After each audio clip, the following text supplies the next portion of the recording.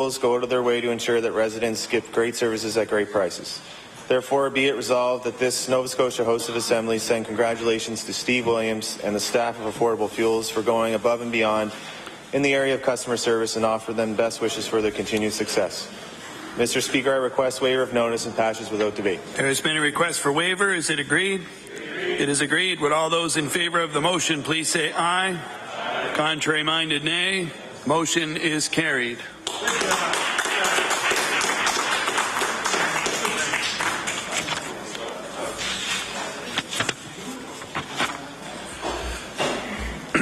Barring no more notices of motion, we'll move on to orders of the day with oral questions put by members to ministers. The time is now 2:47. And we will conclude at 3:27.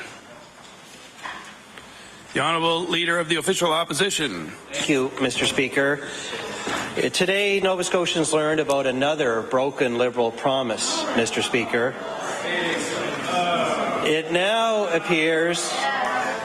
appears we will simply be replacing the old NDP checkbook with a new Liberal one that comes with a fancy cosigner. In fact, Mr. Speaker, instead of one cabinet slush fund, we'll now have two. I'd like to ask the Premier, why did he decide that two slush funds is better than one? The Honourable Premier. Mr. Speaker, and I understand why Nova Scotians didn't hire him as an accountant, Mr. Speaker.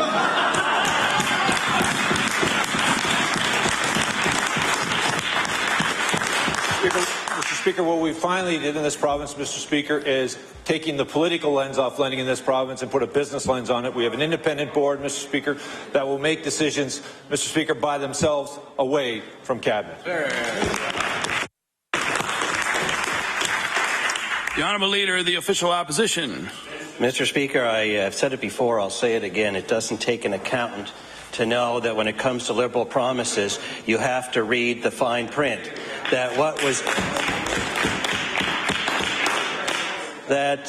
The current version of the Liberal slush fund is far from what was advertised in the election last fall, and that's why Nova Scotians are so frustrated to see more of their hard-earned tax dollars being given away to large companies, Mr. Speaker. They've seen bailout after bailout, forgivable loans, grants to business.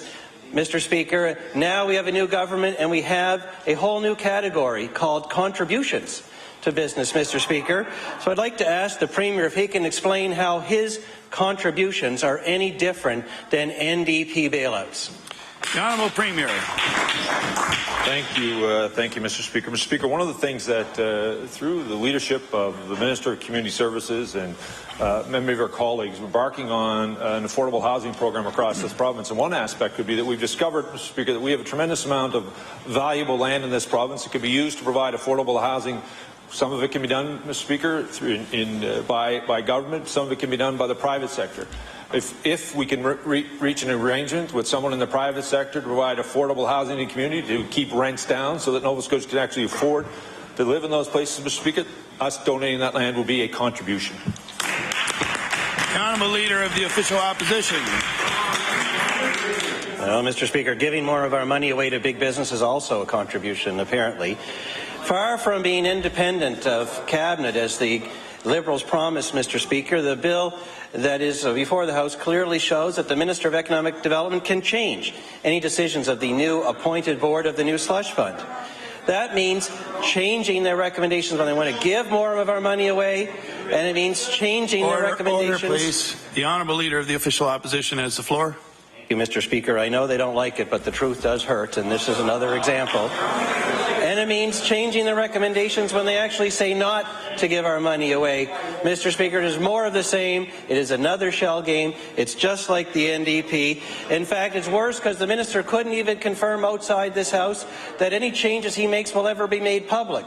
That's a step backwards in transparency, Mr. Speaker. So I'd like to ask the Premier, why did he change his mind and decide, after all, to keep control of yet another corporate slush fund? The Honourable Premier. Mr. Speaker, I'm not sure where the leader of the Conservative Party gets his information, Mr. Speaker. As he would know, quite frankly, NSBI decisions end up back at the cabinet table, Mr. Speaker. It's not that they're overturned. NSBI, which was a creation of the Conservative Party, Mr. Speaker. True. What is the difference? We have said very clearly that we would communicate to Nova Scotians any business deal. So as a matter of fact, Mr. Speaker, we are the most open and transparent government in Canada, Mr. Speaker. Nova Scotians wants to know about their investments, Mr. Speaker. They're online. Just before we go to the next correction, question, I do want to make a correction on the finish time. I incorrectly did my math. Clearly, I'm not an accountant, and we'll finish at 4:27. The Honourable Leader of the New Democratic Party. Thank you. 4:17. Thank you very much, Mr. Speaker. Mr. Speaker, prior to the election, the Premier promised Nova Scotians over and over again, Mr. Speaker, that there would be no grants to private companies from his Liberal government. And as the Premier told the Chronicle Herald on the 26th of September, and I quote, "We've made it clear that there would be no grants from a Liberal government." Yet today, the Minister of Economic Development admitted to reporters that with the new Liberal Invest Nova Scotia board, the government would be able to make contributions to private companies. So my question to the Premier is this. Could he please explain the difference between a grant of public resources and a contribution of public resources? The Honourable Premier. Mr. Speaker, I believe, Mr. Speaker, I just confirmed that to a question from the Leader of the Conservative Party, Mr. Speaker. Nova Scotians have assets that we need to maximize, quite frankly. We have a tremendous amount of land value that if we can find a way to provide affordable housing in this province to ensure that we keep rents at a way that so the Nova Scotians can pay them, this government is going to move forward and make a contribution to ensure that happens. The Honourable Leader of the New Democratic Party on her first supplementary. Well, Mr. Speaker, prior to the election, the Premier also promised over and over again that Cabinet would not be making investment decisions regarding private businesses.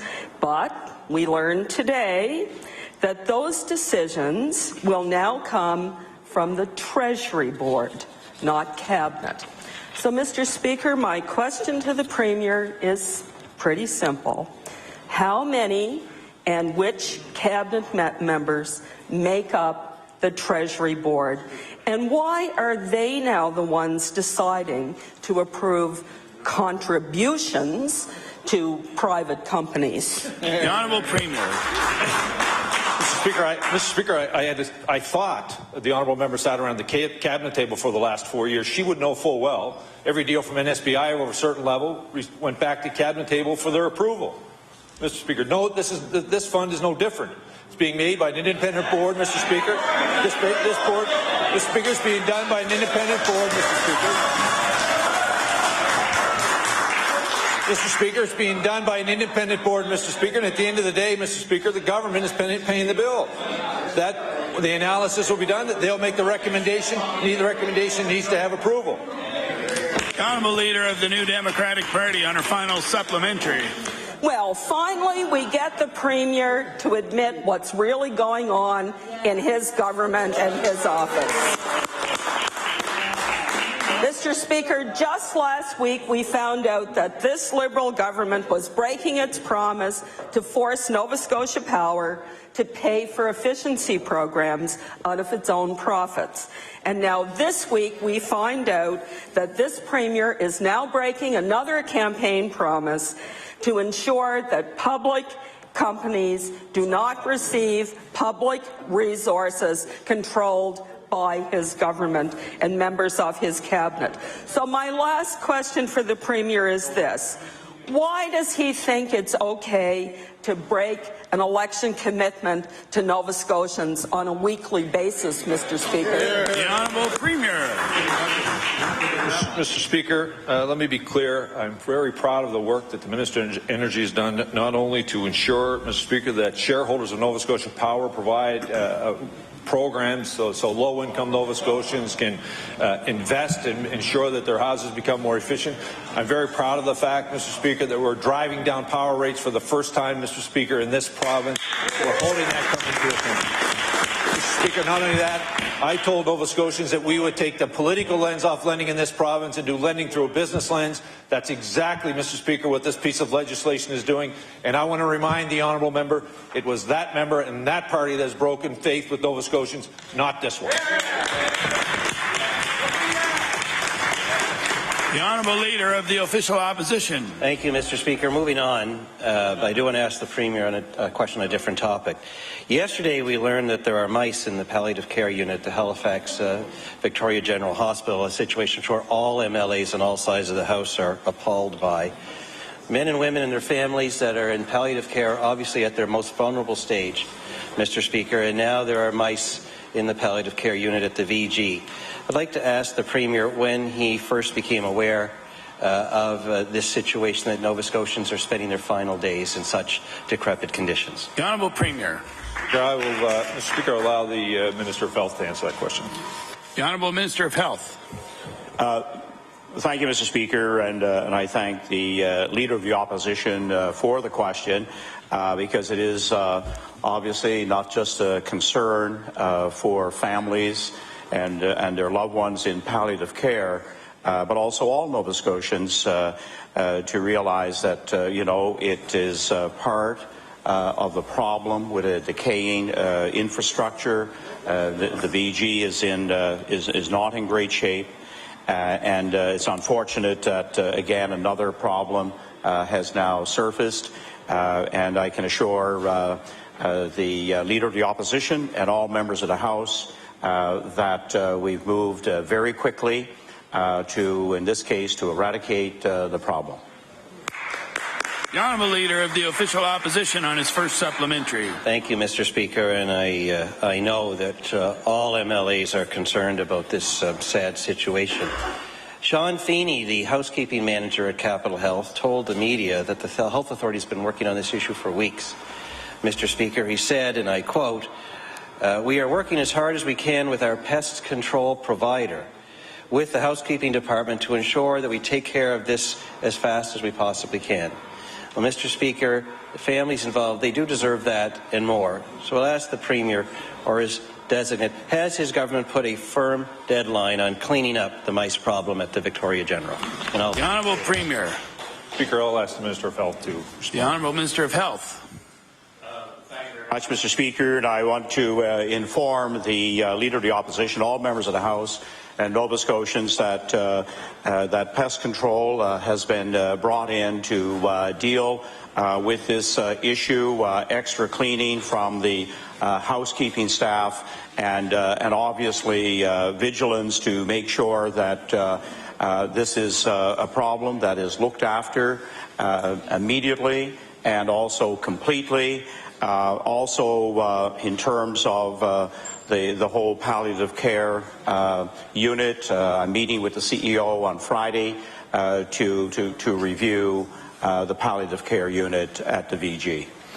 The Honourable Leader of the Official Opposition on his final supplementary. Thank you, Mr. Speaker. Nova Scotia healthcare advocate Jim Mulcahy spoke quite frankly about end-of-life care in the province, saying the capacity to cure eventually ends. The capacity to care and honour goes on forever. And Mr. Speaker, I raise that because this is both a short-term or immediate and a long-term problem dealing with the old Victoria General facilities, including the palliative care ward. In the immediate time, Nova Scotians, I believe, need to know that the government is going to take steps to ensure that that palliative care unit is placed in a more appropriate setting while the government sorts out a longer-term plan for those old facilities, Mr. Speaker. So I'd like to ask the Premier or his designate, will he instruct Capital Health to find a more appropriate location for palliative care delivery until a longer-term solution to the VG site can be found?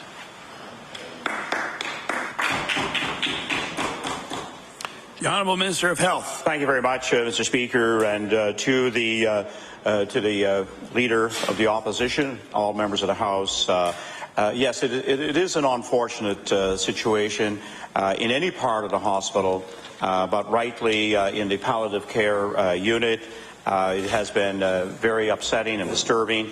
And I believe the situation is now at this moment under control. But I'm meeting with the CEO to take a look at the entire palliative care unit after being around the province and seeing some outstanding areas in our regional hospitals and our smaller healthcare centres where palliative care is provided. You know, we do have overall very strong palliative care. We will be shortly dealing with further initiatives, and I'm certainly prepared to report back to the House any further steps that can be taken to make sure that loved ones who are there are getting the best care and in the most appropriate setting.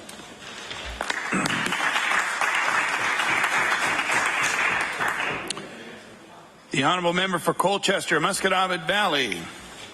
Thank you, Mr. Speaker. My question is again to the Minister of Health and Wellness. Some of the questions have already been asked and some of the answer already been given. I've been very fortunate to come out of a context of palliative care at the Colchester Regional, and it is second to none in this province for the care and the dedication of the staff as well as the facility. I'm reading that there are a lot of places in the province that don't have that kind of care with people dying. I'm going to ask the Minister, is there a strategy already in place in the next little while to really improve right across the province the palliative care standard? The Honourable Minister of Health. Thank you, Mr. Speaker, and to the member opposite. He asks a very significant question. It's not only in palliative care, but as I've discovered in the last number of months as Minister of Health and Wellness, we can put forward sometimes a provincial plan, and it'll get divided up 9 different ways across the province. And that's why I'm absolutely pleased to say we will have one provincial palliative care program, and that quality and standard will be right across Nova Scotia. Honourable Member for Colchester, Musquodoboit Valley on his first supplementary. I just one more question, Mr. Speaker. When the minister does go on the strategy approach for palliative care, will the minister go to the folks who are really involved in palliative care to get the information needed to put this in place properly? The Honourable Minister of Health. Thank you very much, Mr. Speaker. And in a not too distant future, we will be putting out an initiative for Nova Scotians to view and to react to, but more importantly, there will be a number of very specific requirements all across the province to make sure that palliative care is available. There will be in different parts of the province,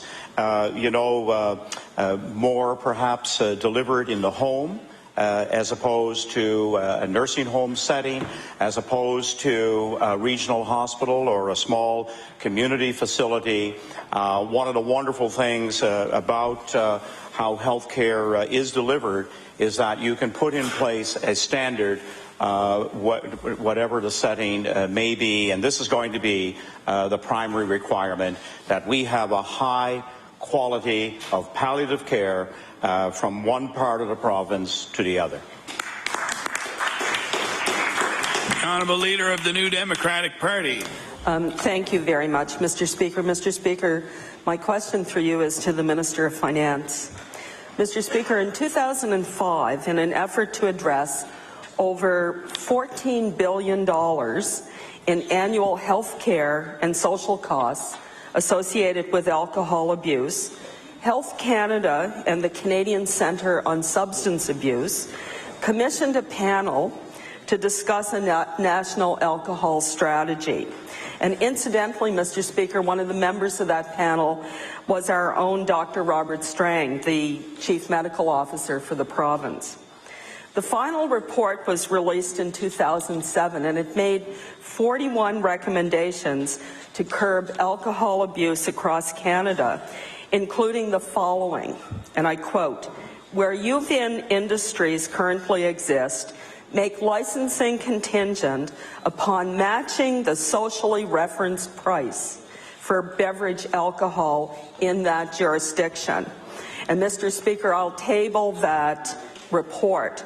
However, on February 14th of this year, the Minister of Finance announced that Nova Scotia, unlike PEI, would not be requiring UVINs to match that socially referenced price for alcohol. So my question for the Minister of Finance is this: why has she chosen to turn a blind eye to well-documented and legitimate health and human safety concerns by not following the recommendations of the National Alcohol Strategy in the creation of provincial UVIN laws? The Honourable Minister of Finance. Thank you very much, Mr. Speaker, and I appreciate the question. Mr. Speaker, in reference to the UVIN operations that are just now becoming legalized in the province, our government has been looking very much at the benefit to economies and to business growth in different parts of the province, and we've already seen an increase in employment and in spending for renovations and expansion of existing businesses. So overall, Mr. Speaker, the advancement of this industry is a good one, and I think that the rationale and the costs associated with it are reasonable. The Honourable Leader of the New Democratic Party on her first supplementary. Thank you, Mr. Speaker. Well, Mr. Speaker, yesterday when asked why the Liberal government wasn't going to allow alcohol to be sold in corner stores, the acting Minister of Finance said it was because of a letter sent by the Nova Scotia president of MAD Canada. But, Mr. Speaker, in its mission statement, last revised in 2013, MAD Canada formally endorses the National Alcohol Strategy, and it specifically highlights 3 key recommendations, including ensuring UVIN licensing is, and I quote, contingent upon matching the socially referenced price for beverage alcohol in that jurisdiction. And I'll table the MAD Canada mission statement and policy document. So my question for the Minister of Finance is this: why isn't she following the advice of MAD Canada in the creation of Nova Scotia's new UVIN laws? The Honourable Minister of Finance. Thank you very much, Mr. Speaker. And I think it's important to note that the making alcohol available in corner stores is a very different issue than allowing people who have a hobby, who enjoy making wine and beer for their own consumption. I think they're very different, and the access to alcohol, in fact, too great an access to alcohol, which would be part of extending the network to community corner stores and so on, would in fact be very much against the advice of the social reference price and the alcohol strategies that the former member is making reference to. Thank you. The Honourable Leader of the New Democratic Party on her final supplementary. Thank you, Mr. Speaker. Well, Mr. Speaker, the Minister of Finance continues to dismiss concerns from top health officials and top public safety advocates like MAD Canada, and has refused to place minimum pricing controls on UVIN operators, telling CBC on April 22nd, 2014, and I quote, "I don't think that this hobby is going to be abused in any way." That's a pretty definitive statement, Mr. Speaker, when public health professionals and public safety advocates are concerned. So my question for the Minister of Finance is this: why has she not incorporated the advice of Canada's top health officials in the creation of her Liberal government UVIN policy? The Honourable Minister of Finance. Thank you very much, Mr. Speaker. And I think it's important for all members of the House to know that without question, the government is concerned about social responsibility in terms of alcohol consumption and about good messaging and about education of our youth and all members of the public around the safety of alcohol consumption and that it should be done responsibly. To that end, I have frequent discussions with the Minister of Health and also with the Minister of Service Nova Scotia that looks after the Alcohol and Gaming Division. So we're in close cooperation on that and very concerned about the overall impact of irresponsible drinking, which we in every way discourage. Thank you. The honourable member for Pictou Centre. Thank you, Mr. Speaker. Mr. Speaker, my question through you is to the Minister of Education and Early Childhood Development.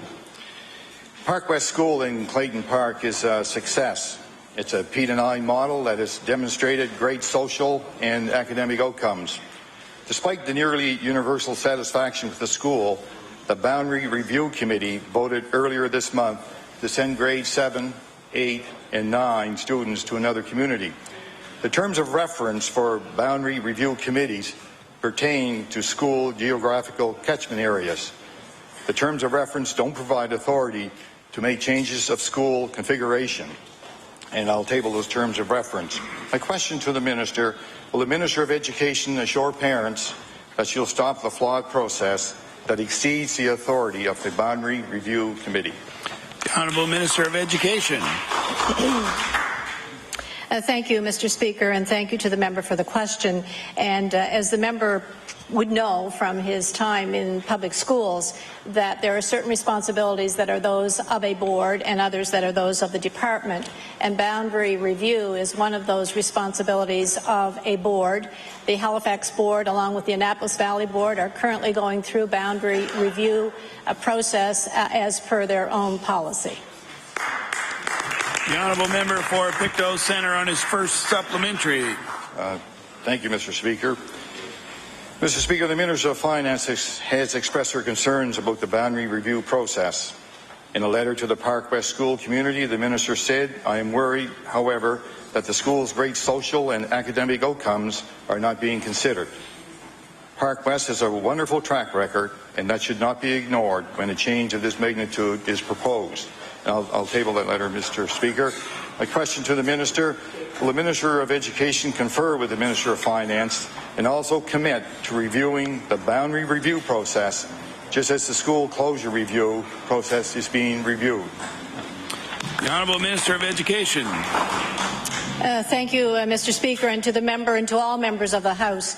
I would expect that every member in this legislature will advocate for their own schools and for their own community, and I will not interfere with a process that is not the responsibility of the department. It is the responsibility of the board. I've made that clear to this member and to any other member. That is where the responsibility lies, and the board will follow through on the process. The honourable member for Pictou Centre on his final supplementary. Thank you, Mr. Speaker. School board members are democratically elected to represent the views of their constituents. When it comes to Park West, the community has spoken loudly and clearly. Unfortunately, the school board member for Park West parents is afraid to be their voice at the school board table. In an email to a constituent, the school board member said, "If I tell the community how to do anything other than say, have your voices heard loudly and strongly, the rest of the board could, and most likely would try, and have my voice and one vote removed." And I'll table that, Mr. Speaker. My question to the Minister: will the Minister immediately send a message to the Halifax Regional School Board that the kind of intimidation felt by this school board member will not be tolerated in a democratically elected board? The Honourable Minister of Education. Thank you, Mr. Speaker, and to the member. I have been monitoring what's going on with the Halifax Board. I have met with both the board chair and the superintendent. I'm well aware of the work that the Boundary Review Committee is doing. I'm well aware of the fact that the minutes of all of their meetings are posted online. Every community member and every parent has access to those. And I would take exception to something that the member said. No vote has been taken at the board to do anything with Park West. The honourable member for Sackville-Cobequid. Thank you, Mr. Speaker. My question through you is to the Minister of Health.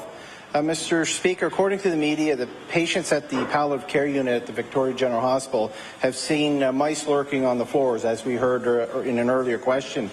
And I know the minister was asked this question, Mr. Speaker, a few minutes ago, but the minister didn't answer it, so I'll ask it again. Will the minister instruct Capital Health to look at moving the palliative care unit immediately? The Honourable Minister of Health. Much, and I thank the member for Sackville Cobequid for the question. At the present time, the issue of mice is being addressed as pest control has been called in to deal with it, along with, I know, a stubborn issue that housekeeping has been also working to address. And at the present time, I want a full review of the palliative care unit, and that meeting is scheduled actually for early Friday morning. And at that time, we'll be able to discuss and look at the current situation and what may be possible for the future. The Honourable Member for Sackville-Cobequid on his first supplementary. Thank you, Mr. Speaker. He was close to answering it, but he still hasn't answered it. I hope Friday morning he does instruct Capital Health to start working on moving those patients out of that unit. In the same news story, Capital Health says, and I quote, "This is part of a larger issue. There are complaints about the drinking water in the building, water pipes leaking, and more." Heather Farthing, a patient at the hospital, says the conditions at the hospital are simply unacceptable, and a fix should come sooner rather than later. So I'd like to ask the Minister of Health, can the Minister tell Nova Scotians when they can expect to hear when work will begin on the new facility to replace the aging buildings at the Victoria General Hospital site? The Honourable Minister of Health. Thank you, Mr. Speaker, and I thank the member opposite for that question. Not just people here in HRM and Halifax area, but all Nova Scotians, have access to the QE2, and in particular the Centennial Building, which is now by the day and by the month growing a list of deficiencies. And, we're pretty busy here in the House for another few weeks, but if the good member can hang on, he could be part of some enlightenment about the future of the Centennial Building. The Honourable Member for Sackville-Cobequid on his final supplementary. Thank you, Mr. Speaker. I'd rather be enlightened today, but I guess we'll have to wait a couple weeks. Mr. Speaker, we know the last time the Liberals were in power, their approach for building new facilities was to build P3 projects. According to the Canadian Council for Private-Public Partnership, Liberal governments across Canada, in Ontario, for example, built 53 P3 hospitals, and in British Columbia, they built 12 P3 hospitals. So through you, Mr. Speaker, to the Minister, how many P3 hospitals will the Liberal government build in Nova Scotia? The Honourable Minister of Health. Thank you, Mr. Speaker. And, it is a monumental task in front of the QE2 Foundation to raise the 25% requirement along with the 75% funding of the province. This formula has been working very well. It's been challenged, obviously, on a few occasions when we have a major build of a regional hospital. I think that that formula will work for us this time around as we look at the future of the QE2. And I believe it's a case of all Nova Scotians will respond to the fundraising efforts, as well as other Atlantic Canadians who have benefited from the tertiary care and the outstanding level of care provided at the QE2. The Honourable Member for Inverness. Mr. Speaker, my question is for the Minister of Economic Development.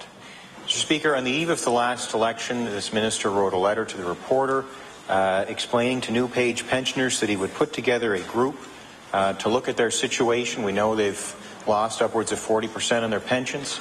Can the minister explain to us what he was actually intending to do for those pensioners? Minister of Economic and Rural Development.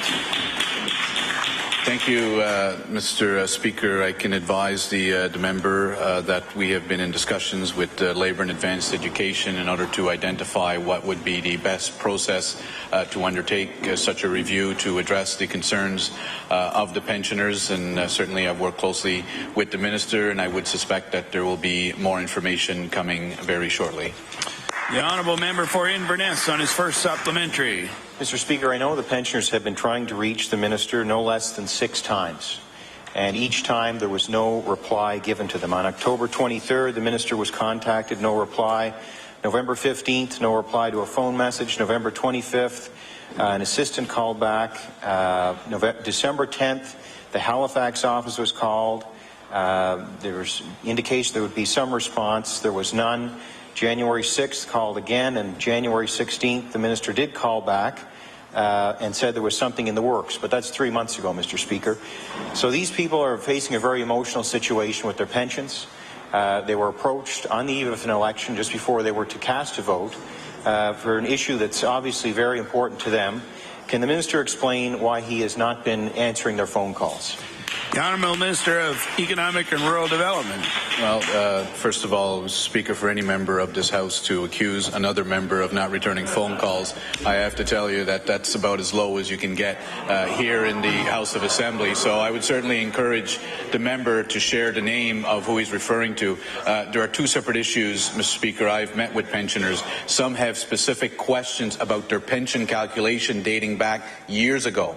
Others are concerned about what happened with the plan overall and whether everything was appropriate and what took place and whether a review can take care of that. I have been dealing with individuals with specific questions about their own personal situation, as well as been talking to pensioners who are concerned about the global plan and what happened to cause such a fall in the assets of that plan. Mr. Speaker, I'm proud of the fact that I've represented the people for Cape Breton Richmond for the past 16 years, and I think they spoke very clearly on the question of whether I returned phone calls on October 8th. The honourable member for Inverness on his final supplementary. Well, Mr. Speaker, they will have a chance to speak again on the matter, I'm sure.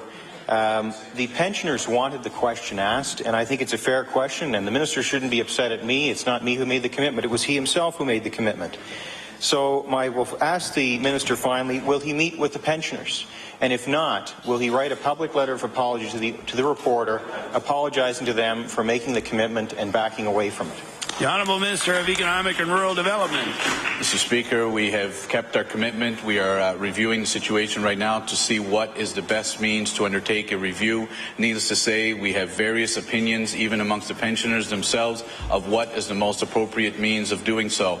I know that the representatives of the pension agency have been in contact directly with individuals who have contacted my office who have specific questions regarding their own individual circumstance, but we are committed to looking overall at the plan. That is in the works now in discussions with the Minister of Labour and Advanced Education. And again, Mr. Speaker, actions speak louder than words. I'll ask the honourable member to wait and see exactly how our actions back up exactly what was committed during the campaign. The honourable leader of the New Democratic Party. Thank you, Mr. Speaker. Mr. Speaker, my question for you is to the Minister of Health.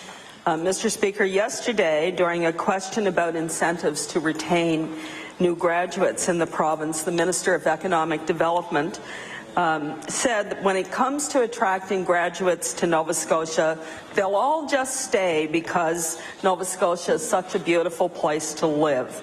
So, Mr. Speaker, the Minister of Health has a briefing note, I would bet, sitting in front of him, telling him he's about to have a severe nursing shortage of at least 800 nurses over the next 5 years. So, Mr. Speaker, my question is this. Is the Minister of Health also nonchalant about the issue of graduate attraction and retention when he has the Department of Health telling him that he has to attract 800 new hires in 5 years? The Honourable Minister of Health. Thank you very much, Mr. Speaker, and I thank the member for the question. Recruitment and retention in healthcare is always an ongoing issue, and as we take a look at the aging cohort of nurses, that does, have some raise some concerns. It is interesting, though, the number of nurses across the province that are working into their 60s and providing the great quality care that our nurses do provide each and every day. It is a very, very positive point in time for our nursing graduates, where in the past year we retained 90% of all graduates from our 3 universities, our schools of nursing. So the present pattern is much improved over the decade, where in the year 2000 we were just retaining about 50% of all of our graduate nurses. The Honourable Leader of the New Democratic Party on her first supplementary. Thank you, Mr. Speaker. Well, Mr. Speaker, as the Minister, in a January article, the Minister also talked about that in addition to increasing the nurses' seats at the various nursing schools, the government would be looking at adding incentive programs to attract nursing graduates. So, Mr. Speaker, the Minister of Finance just cut an incentive program that was helping graduates from our nursing programs. So I want to ask the Minister of Health, how will his incentive programs differ from the graduate retention rebate? The Honourable Minister of Health. Thank you, Mr. Speaker. And I think if the member opposite looks really closely at the comments, she will see that I reference a few hospitals in Nova Scotia who have used incentives as part of making sure that they have an annual number of replacement nurses. Amherst Regional is one of those facilities, and these incentives are provided by foundations to make sure that they always have the correct complement of nurses. The Honourable Leader of the New Democratic Party on her final supplementary. So, Mr. Speaker, in other words, the province has no incentive programs, and the Minister has no plan to have an incentive program when we are facing a nursing shortage of 800 over the next 5 years. We'll let foundations fundraise, and maybe they'll be able to provide some additional support. I doubt that that will be adequate, Mr. Speaker. So, Mr. Speaker, the president of the Nova Scotia Nurses Union, Janet Hazelton, has stated that nursing shortages could drive Nova Scotia into a competitive, what she calls war, to retain graduates and fully trained nurses. And Mr. Speaker, we've been there before, and we've been there because of the last Liberal government that we had in this province, who drove nurses out of this province. So, Mr. Speaker, instead of working on winning the competition for nurses, I want to ask the Minister, why is his government fighting against them by allowing nurses to face disciplinary action and taking away their graduate retention rebate? The Honourable Minister of Health. Thank you, Mr. Speaker. And what I can assure the member opposite and all nurses in Nova Scotia is that we won't take $500,000 from a nursing strategy. The Honourable Member for Fairview Clayton Park. Thank you, Mr. Speaker. Mr. Speaker, my question today is for the Minister of Health. Mr. Speaker, I spent the majority of my professional career working within the mental health profession, dealing primarily with young children and adolescents, and more specifically in the preventative mental health field. And now, as MLA for Fairview Clayton Park, I hear on a regular basis from constituents who are dealing with mental health issues, either themselves specifically or family members, loved ones who are looking for some resources and help in dealing with loved ones who are suffering from mental illness. So my question through you to the Minister is, what plans does the government have in terms of mental health issues helping alleviate the stress, and more specifically, are there any plans in investing in preventative mental health strategies? The Honourable Minister of Health and Wellness. Thank you, Mr. Speaker. And I want to thank the member, my colleague, for perhaps one of the most important questions that I've been asked over the last several weeks, and that is about mental health, and in particular, youth mental health. And I'm pleased to say that the previous government provided and developed a strategy, Together We Can strategy, which is pointing in many, many positive directions. Just in the past year, there was the launch of the first province-wide peer support program in Canada. So that is, the kind of initiative now that is moving forward. The funding of 25 community grants, putting $1 million into support services across the province. We're now getting our community health boards engaged in a youth mental health toolkit. These are the kind of on-the-ground initiatives that are taking place. Schools Plus, again, is another way in which we are doing that frontline health care. And again, this budget year, and the Minister of Education is expanding that program. We now have an outstanding set of 14 recommendations from Dr. Jana Davidson, and many again pointing in the direction of preventive mental health areas. And I also will use the capability of my honourable member to look at youth mental health prevention and strengthening our resolve for our youth in the province. The honourable member for Sydney River, Myra Lewisburg. Thank you very much, Mr. Speaker. And Mr. Speaker, my question through you is to the Minister of Natural Resources. The mining fee increase is adding approximately $75 to $85 million to the government coffers. This is a small amount for government, but devastating to the mining and the prospecting industries. Miners and prospectors go through years and years of losses before they may have a claim that turns a profit. My question to the Minister is, when the Minister came into office and saw the changes that the NDP made on their way out the door, did the Minister consult the industry for feedback, or did he accept it as the status quo? The Honourable Minister of Natural Resources. Thank you very much, Mr. Speaker. As Minister of Natural Resources, I've been in continual consultation with stakeholders in the mining sector, along with any other sector that my department is involved in. Specifically with this issue, Mr. Speaker, Nova Scotia was the last jurisdiction in the country to move off a paper-based application and licensing system. That previous system was causing major frustrations for the industry because the licensing process was being clogged up, and it was costing prospectors additional funds to travel to this city to physically hand-deliver their application to the Department of Transportation, Mr. Speaker.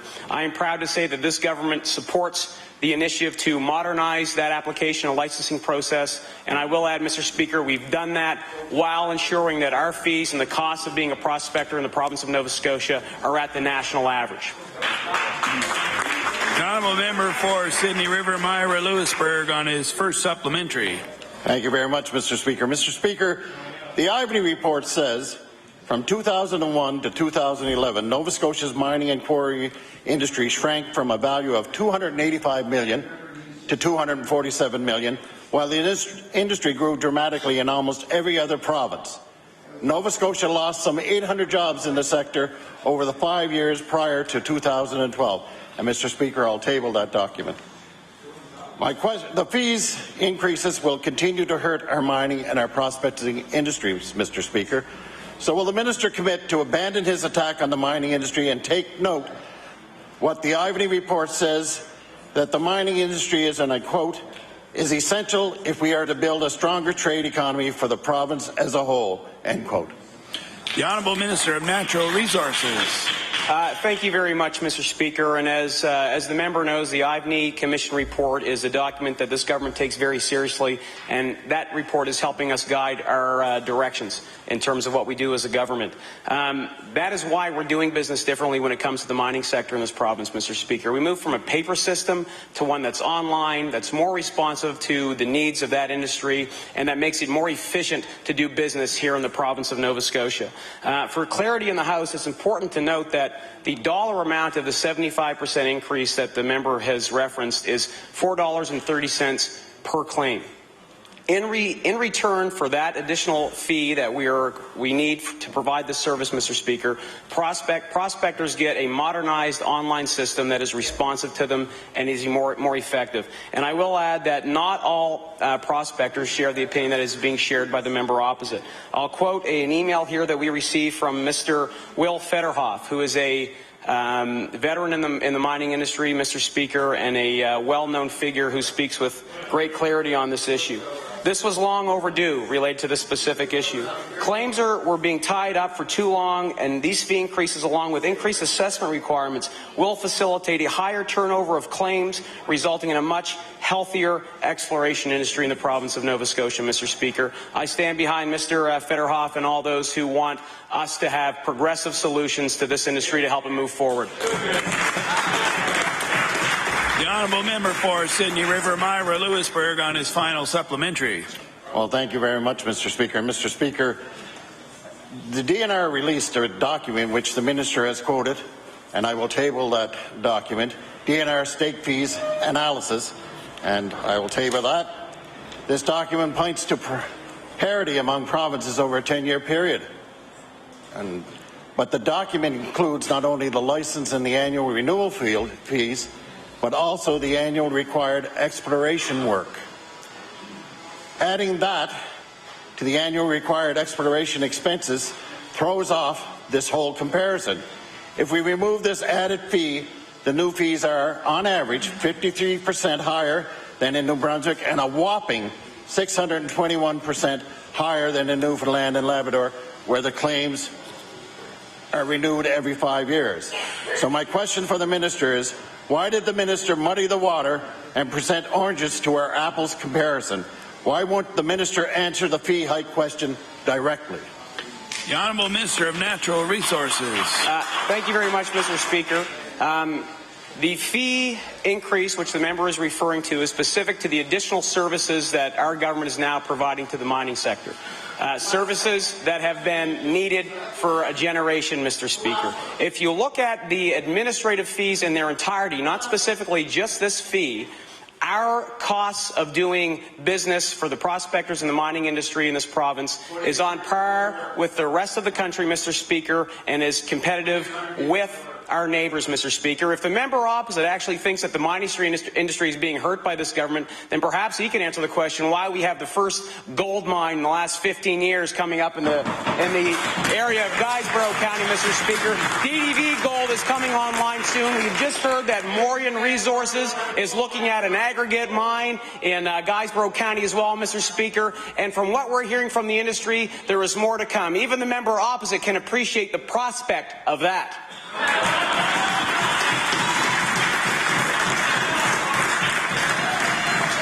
The honourable member for Queens Shelburne.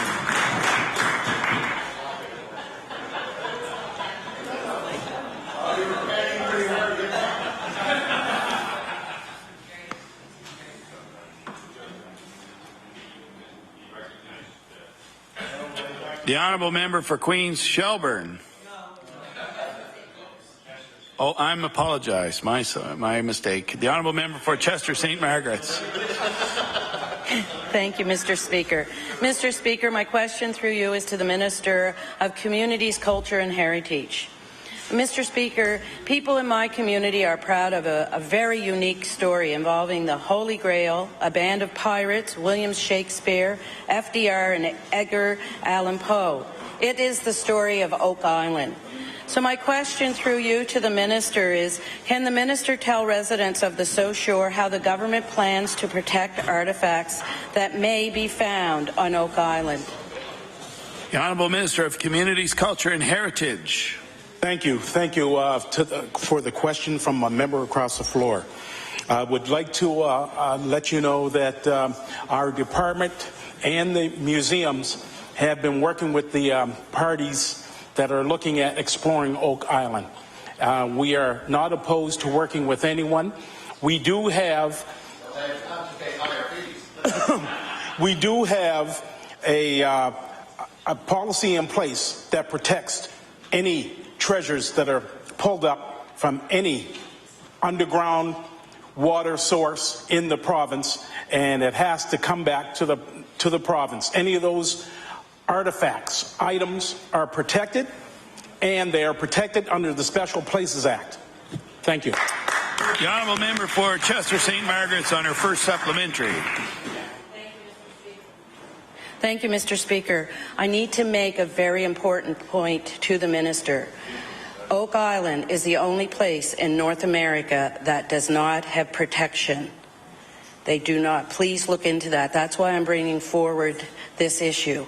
It is exempt from being protected from any type of artifacts that are found that may be of significant historical value. So for more than 200 years, Oak Island has been a beacon for treasure hunters. The mystery at Oak Island is a rich part of South Shore heritage. Can the minister explain what would happen if those significant artifacts were found on Oak Island? The Honourable Minister of Communities, Culture and Heritage. Thank you, Mr. Speaker. Mr. Speaker, I will say to my colleague across the floor that I will give her concrete proof that Oak Island is under a Special Places and Protection Act. There's a part of that act that she might be addressing or talking about. But to say that it is not, and it's the only place, that's not entirely true. I would also like to say to you, that, Mr. Speaker, that when any artifact, anything that is pulled up from the ground, that is an artifact that is relevant to Nova Scotia's history, all has to be reported to the department, and it is protected under the Special Places Act. Any archive, any item. The honourable member for Chester St. Margaret's on her final supplementary. Mr. Speaker, I do hope that the minister can provide me that information and that proof. We had today a gentleman speaking from Norway who is part of the renewed interest in exploration. There's exploration taking place right now at Oak Island, and there is no protection for archaeological artifacts that are found. There is absolutely no monitoring.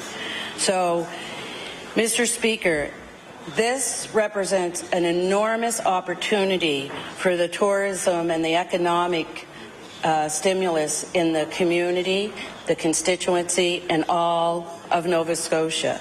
I do not want to see a decision not being made to protect this island if the minister has his information wrong. We have international media watching us today, I assure you.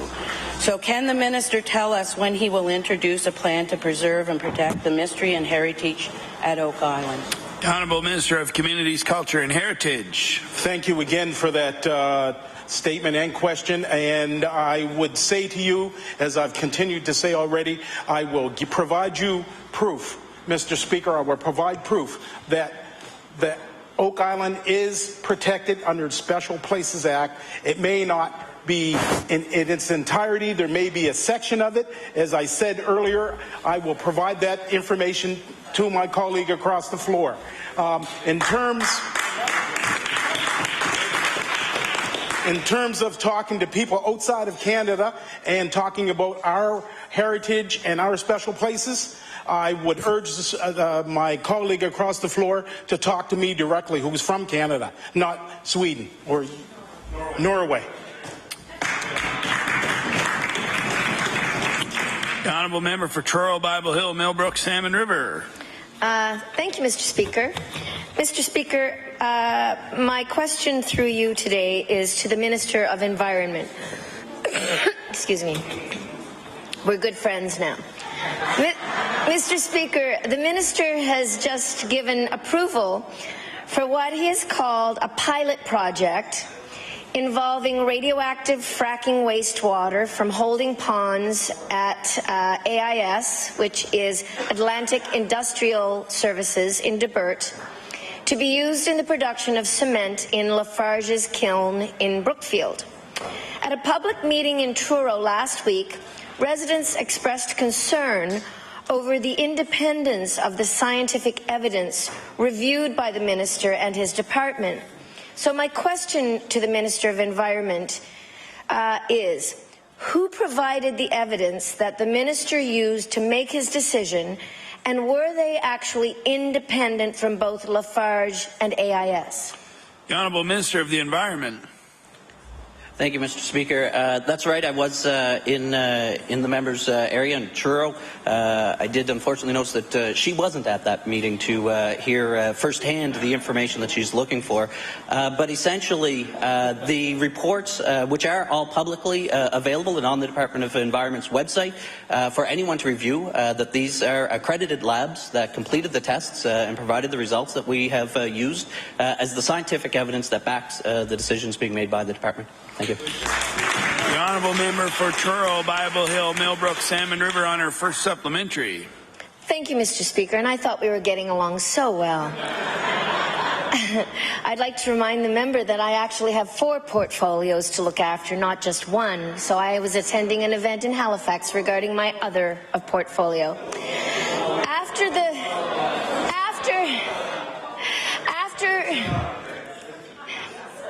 Are we ready for the question?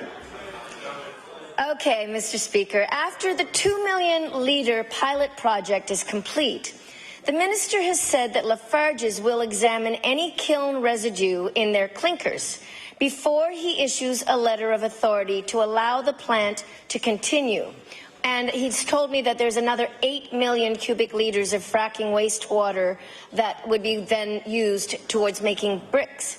But local citizens are extremely concerned that no one will be examining this residue, and that in fact no one will be examining the effluent that will be coming out of the smokestacks at this aging facility. So my question to the Minister is, will the Minister of Environment commit to ordering an independent test of the air emissions coming out of the stacks before beginning the actual pilot project, and also agree to meet with concerned citizens to inform them about the findings? The Honourable Minister of the Environment. Thank you, Mr. Speaker. A couple of things. That yes, there is a process to use this water that's been twice treated. It's been carbon filtered to remove any radioactive materials from the wastewater, as well as going through reverse osmosis. That the results of these test results, compared to the current fresh water going in to the kiln, actually provides in those test results fewer items of concern. For example, the heavy metals that parameters that are assessed in these test results are actually less in the twice treated water that has been approved through this pilot process. So all indications from the science and the support and the background that we have, as well as the notice that when the water goes through the kiln at 700 degrees, all organic materials get combusted, and any inorganic materials will fall to the clinker as opposed to going out through the smokestacks. And it will be the clinker residual that is tested and assessed before any final approvals given. The Honourable Member for Truro, Bible Hill, Millbrook, Salmon River on her final supplementary. It's nice to see the Minister needs a cheering section over there. Many residents of Colchester County, including county councillors, have expressed concern that there was not sufficient notice of this recent meeting, and those who did happen to hear about it and attend have attested that they were upset that the Minister answered their questions with prepared talking points instead of what they felt was genuine concern for their concerns, repeatedly falling back on the automatic response that his department is simply a regulatory body. So, Mr. Speaker, residents who live there are actually extremely concerned that the process of reverse osmosis They fear it will not take out all of the heavy metals or the harmful residuals, and that they will not all fall into the clinker, but instead go up the smokestacks and fall over Shorts Lake, into their drinking waters, and over their homes. So, since the public feels that there was not enough advance notice of this last meeting that was held in order for the minister to make his announcement, can the minister now commit to consulting further with the public before allowing AIS and Lafarge to go ahead with this supposedly pilot project? The Honourable Minister of the Environment. Mr. Speaker, thank you. And I would like to acknowledge the member opposite's acknowledgement of the concerns of the people of the region. That, in fact, is the reason why, shortly after taking responsibility for the Nova Scotia environment in this important portfolio that I do manage on behalf of Nova Scotians, prior to Christmas, that I made a public commitment when I introduced legislation to prevent and ban the importation of fracking wastewater to the province of Nova Scotia, that I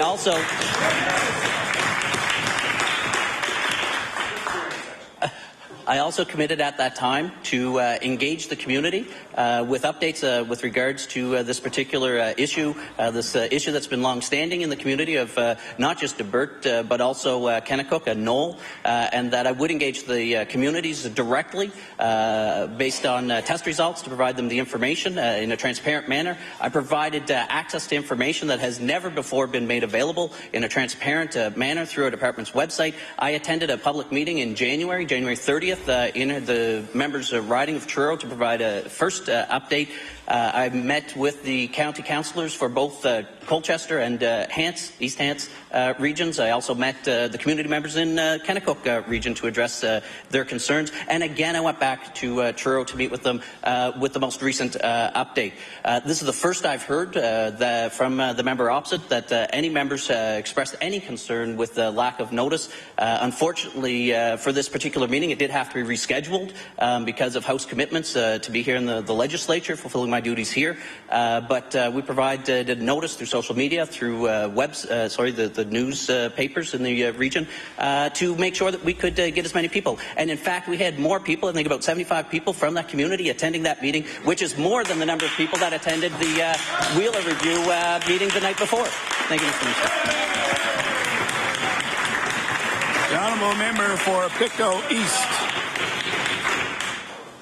Got to get the pom-poms. Thank you, Mr. Speaker. My question today is for the Minister responsible for the Public Service Commission. Prior to his election, the Minister was asked about Liberal priorities in an August 8th CBC News television interview. When asked how the Liberals would fix the economic problems Nova Scotia is facing, he responded by saying, and I quote, "We need to increase revenues for the province, and this will allow us to lower taxes and fees across the board." However, now that the Minister has been elected, he seems to be singing from a different song sheet. Same one as Could the Minister please explain to the House how asking Nova Scotians to foot the bill for 550 new civil servants moves us anywhere toward a place where we will possibly be able to lower taxes and fees across the board? The Honourable Minister of the Public Service Commission. Mr. Speaker, this is a pretty comical question, actually, when you think about it, because the member's information is wrong. We do not have 500 more FTEs, and if the members across the floor could actually read financial statements, they'd know this.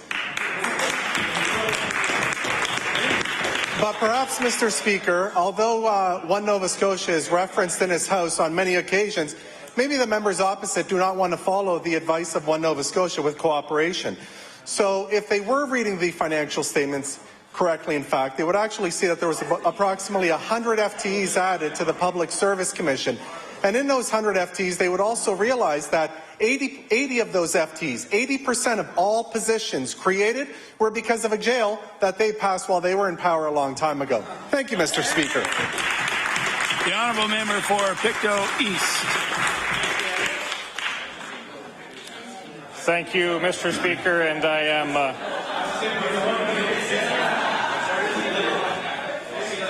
am I'm happy to see that the minister is getting lots of advice from his colleagues over there, but sadly, despite all of the advice, I still don't see how the minister thinks that 10,402 public service employees minus 9,958, which they had last year, the difference is 550. And you can try to spin that however you want, but it's not fair to Nova Scotians. The truth of the matter is you added 950 public servants, and if you don't want to admit to that, then we have a serious problem here. In that same CBC interview, the minister made it clear to his constituents, the very people that voted for him, that cutting taxes and making life more affordable was a priority for him. But in the Liberal budget, the minister has made it clear to Nova Scotians that increasing the size of the public service by 550 employees and then trying to pretend that he didn't is his real priority. So my question today is, why has the minister abandoned his commitment to lower taxes and fees in favor of a bigger bureaucracy with more than 550 new employees? The Honourable Minister of the Public Service Commission. Mr. Speaker, if the member across could actually refer to a budget and look at estimate versus estimate instead of estimate versus actual, he'd have the proper figure in front of him. So let's explain it to him, because he seems to not quite grasp this here concept. Estimate is what we anticipate the FTE count will be. Actual is what it actually turns out to be. There's always vacancies in government. When you have 10,000 employees in government, we can't have every single position filled at one time.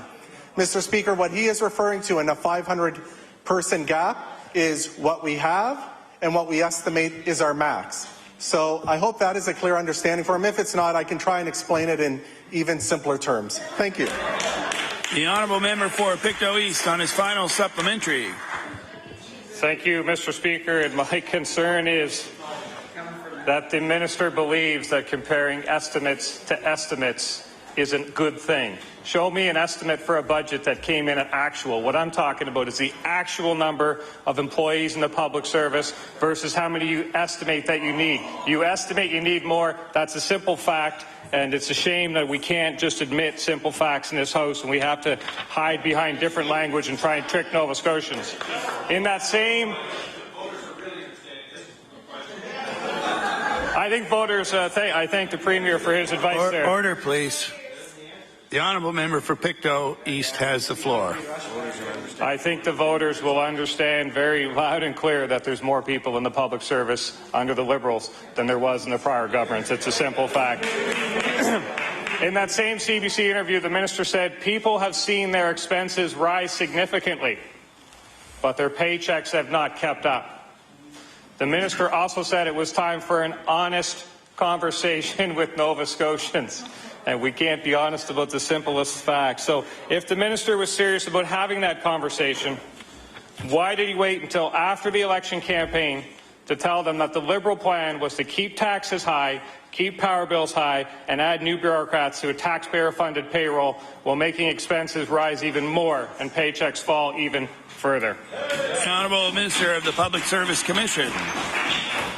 Mr. Speaker, if we want to compare actual to actual, the member will have to wait until the end of this fiscal year to actually see what the actuals are for this coming year. I will explain once again. We have vacant FTEs. So if you are going to compare estimates, you need to compare them to estimates. You never compare budgets to actuals. You compare budget to budget, actuals to actuals. And if we're going to have an honest conversation with Nova Scotia, let's talk about what this government has been saddled with, and that is over $3 billion of debt that the Conservatives and the NDP have saddled this province with in the last 5 years. In the last year alone that the Conservatives were in power, they added $1.3 billion of debt to this province, and we're paying the interest on that. And Mr. Speaker,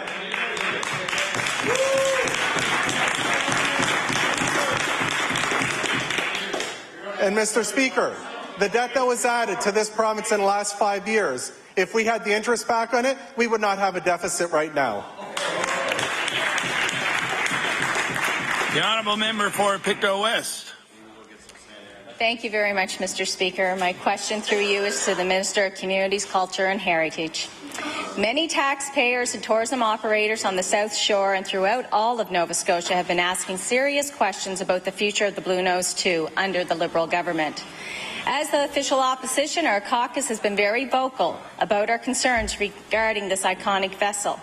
However, the government benches have been oddly quiet. In fact, we haven't heard from the Liberal member from Lunenburg, from where the vessel is currently at dockside. Will the minister update this House as to how many times his Liberal colleague, the member for Lunenburg, has spoken to him about the Blue Nose 2 project and inform us of the nature of those discussions? The Honourable Premier. I want to assure, Mr. Speaker, I want to assure all members of this House that the member from Lunenburg has been on top of this file, Mr. Speaker. Not only has she been talking to the Premier, Mr. Speaker, she's been talking directly to her constituents, Mr. Speaker, on facts, Mr. Speaker. And they know, quite frankly, that the issue that has been arisen when it comes to the Blue Nose was started under the Conservative Party, Mr. Speaker, was made twice as bad under the Democratic Party, and they know that under her leadership, we'll get that vessel sailing. The Honourable Member for Pictou West on her first supplementary. The minister has been exceptionally slow, as well as the Premier, to answer the questions posed to them by our caucus, but we can hardly believe that the minister would be slow to respond to his Liberal colleague who sits in the riding where the Blue Nose is. And surely we can assume the member for Lunenburg would be diligently doing her job as an MLA in seeking the answers taxpayers and tourism operators deserve. Will the minister today table all his correspondence with the member for Lunenburg and his schedule, highlighting meetings with the member as they pertain to the Blue Nose 2? The Honourable Premier. Mr. Speaker, I want to assure all members of this House, Mr. Speaker, that the member from Lunenburg County has been doing her job and ensuring, Mr. Speaker, that her residents are being heard. Unlike the member from Pictou West, Mr. Speaker, who on one hand says she wants Poet Harbour cleaned up, on the other hand she wants a job protected at the mill, Mr. Speaker. She needs to figure out which one of her constituents she's going to stand up for. The member from Lunenburg has been very clear on her responsibility. Order, please.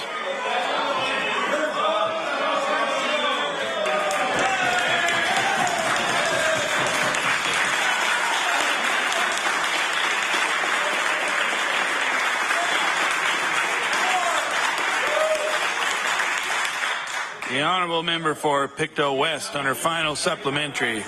Thank you very much, Mr. Speaker. I didn't really believe that the Premier could lose focus that quickly from one subject to another. Mr. Speaker, the real issue is Nova Scotians. Order, please. The Honourable Member for Pictou West has the floor.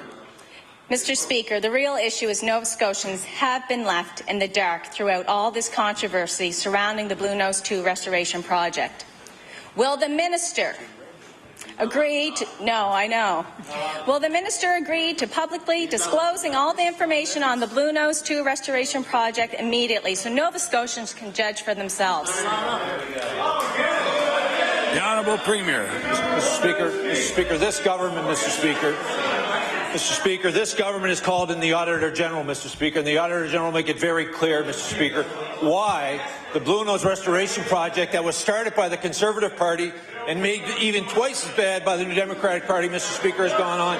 And, Mr. Speaker, what he'll also tell Nova Scotians, it was the Liberal Party who actually fixed the mess.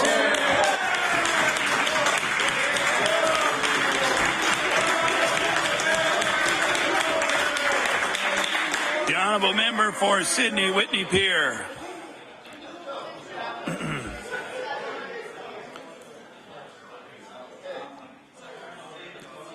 Folks, we just have a few minutes left. Let's just try and keep it together, eh?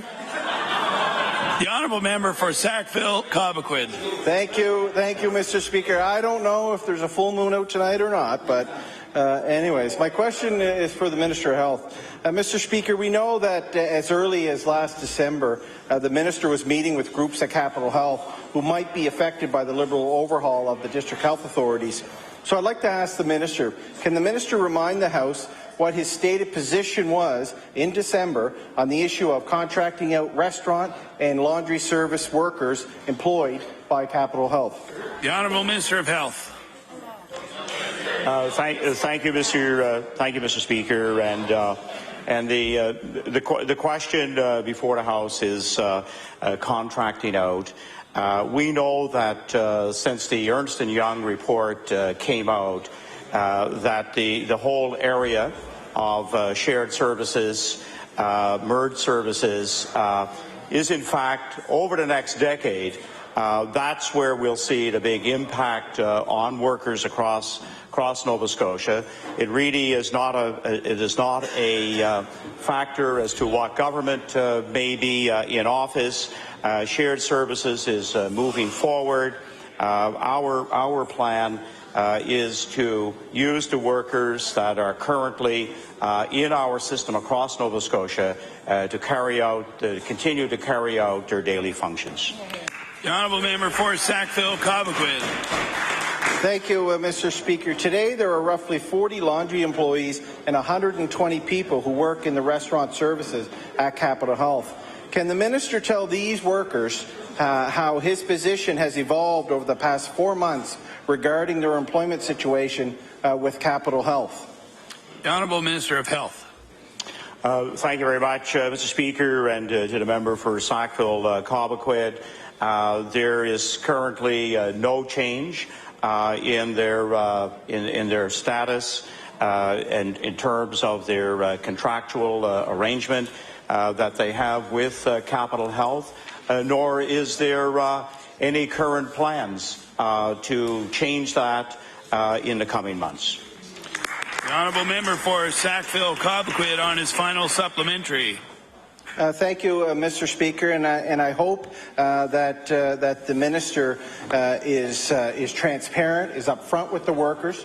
As I said before in the House, these are some of the lowest paid workers in Capital Health. And it's important that if the government is continuing on with their amalgamation of the District Health Authority, is that they go after what their intentions were, and that's the VPs and the CEOs of the District Health Authorities. So I'd like to ask one more time to the minister to make it very clear that I know he said there's no change in his statements that he made to that group in December, and there's no current appetite for outsourcing the cafeteria and laundry service. Order, please. I'd just like to remind the honourable member for Cape Breton Centre not to cross the floor while his honourable colleague is speaking. The honourable member for Sydney Whitney Pier, please continue.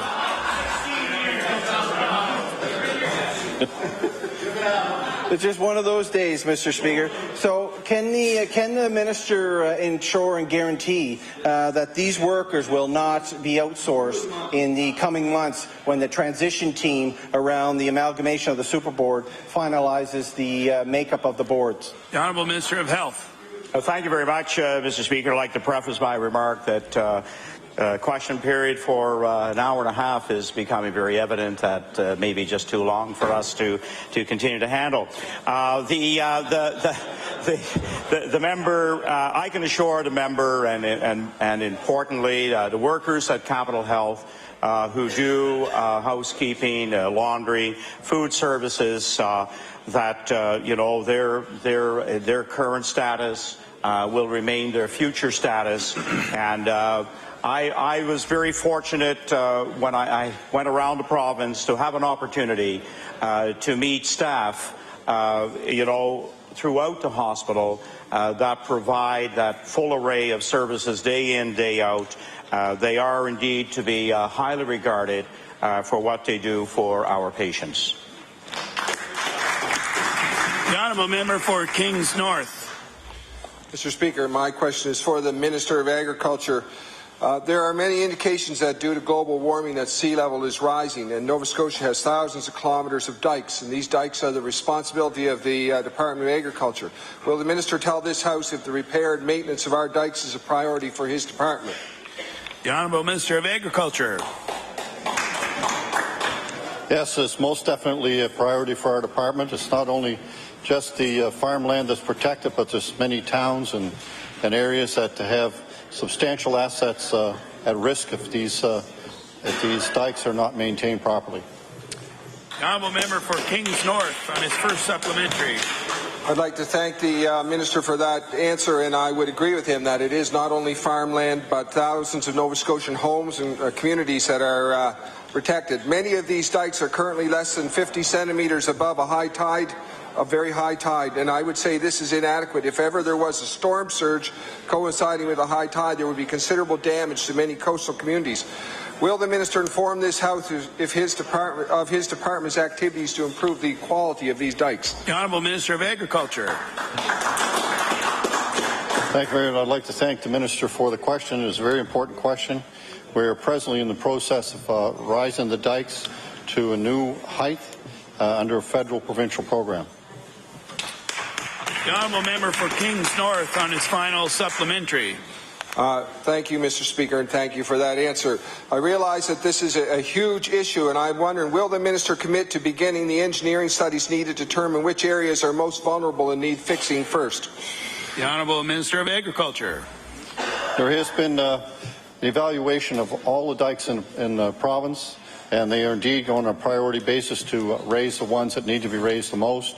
There's some issues around some of the towns and areas where they're responsible for it. I'm not sure that they are raising the dikes as quickly as they should, but I can guarantee you my staff is working very diligently on this, and we'll continue to work on it to ensure these valuable assets are protected. The honourable member for Argyle Barrington. Thank you very much, Mr. Speaker. My questions to the Minister of Natural Resources. The National Wild Turkey Federation continues their quest in the introduction of and ultimately the hunt of wild turkeys in Nova Scotia. My question, a simple one to the Minister, is whether the Minister has met with representatives of the National Wild Turkey Federation. The Honourable Minister of Natural Resources. Thank you very much, Mr. Speaker, and I appreciate the question. I have met with representatives of the Hunter and Anglers Association, and this was an issue that was brought forward by them as well, Mr. Speaker. Currently, our government is not inclined to change our policies related to the introduction of foreign species into our ecological system here. There has been a number of concerns raised by the agriculture sector, specifically, Mr. Speaker, about the introduction of wild turkeys for game purposes. But I will tell the member that I'm very happy to review all the data and the arguments around this particular issue and evaluate our current position. The honourable member for Argyle Barrington on his first supplementary. Thank you very much, Mr. Speaker, and I thank the Minister for his answer. We have had the opportunity to meet with the Wild Turkey Federation. These men and women are asking for the opportunity to sit down and respectfully discuss the science of introducing turkeys into Nova Scotia. My question to the Minister: will he commit to meeting with the representatives of the provincial chapter of the National Wild Turkey Federation, and also will he commit to meeting with the Minister of Agriculture to discuss the possible introduction? The Honourable Minister of Natural Resources. Thank you very much, Mr. Speaker. I am happy to meet with the stakeholder that the member opposite mentioned, and any stakeholder that has an interest in matters related to our Department of Natural Resources. The Minister of Agriculture and I have had a chance to discuss this particular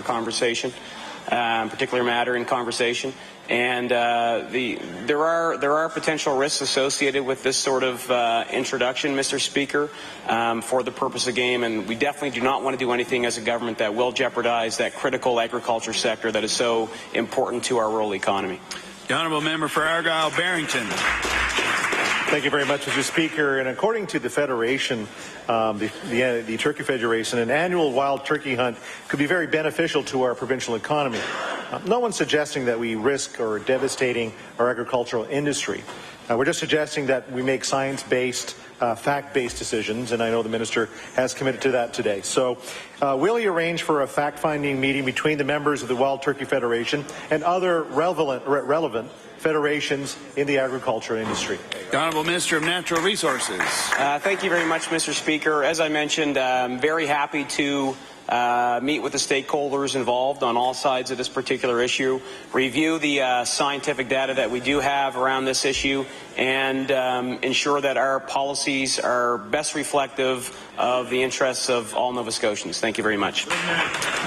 The Honourable Member for Sackville-Cobequid. Thank you, Mr. Speaker. Over the course of the last few weeks, residents of Halifax have been voicing their concerns about a new fee they're being asked to pay. A new ditch fee has been added to some Halifax residents' water bill and also those businesses.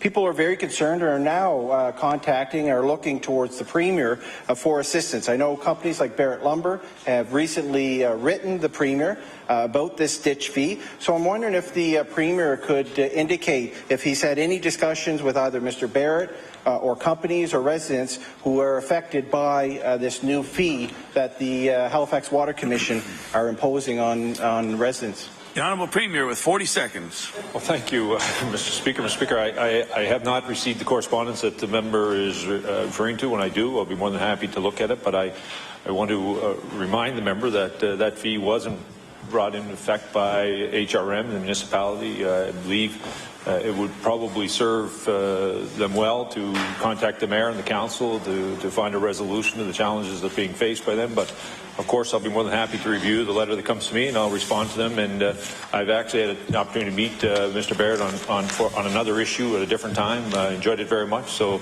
if that's the case, I'll be more than happy to sit down and continue that conversation with him. Order, please.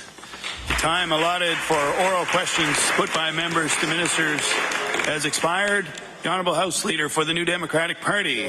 Thank you, Mr. Speaker. Mr. Speaker, before I call business, I want to apologize to you and to the House for that illegal move I made before. And I apologize to you in particular, and I will do my best that it doesn't happen again. Apology accepted. Thank you. Thank you, Mr. Speaker. Mr. Speaker, could you please call Bill number 26? We now call Bill number 26, the Affordable Hearing Aids for Seniors Act. The Honourable Member for Sackville-Cobequid. Thank you, Mr. Speaker, and I'm pleased to stand on this piece of legislation, Bill 26. This legislation is about standing up for seniors, Mr. Speaker. We all know and hear and engage with seniors in our communities